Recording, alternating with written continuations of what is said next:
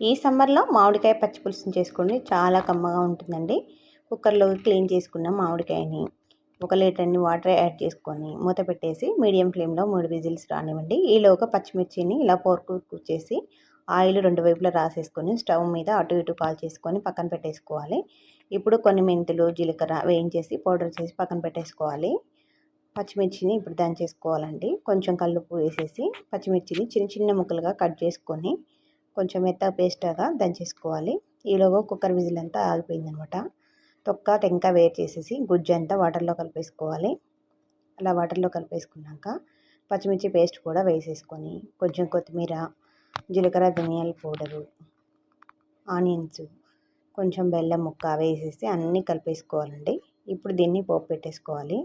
పోపు కోసం వేరే గిన్నెలో కొంచెం ఆయిల్ వేసుకొని ఆవాలు, జీలకర్ర అయితే సరిపోతుందండి. అవి వేసేసుకొని ఎండుమిర్చి, కొంచెం కరివేపాకు, పసుపు, పచ్చిపులుసు అంతా వేసేసుకొని ఒకసారి ఉప్పు చూసుకుంటే అంతేనండి. ఎంతో కమ్మగా ఉండే మామిడికాయ పచ్చిపులుసు చాలా టేస్టీగా ఉంటుంది. నచ్చితే తప్పకుండా ట్రై చేయండి.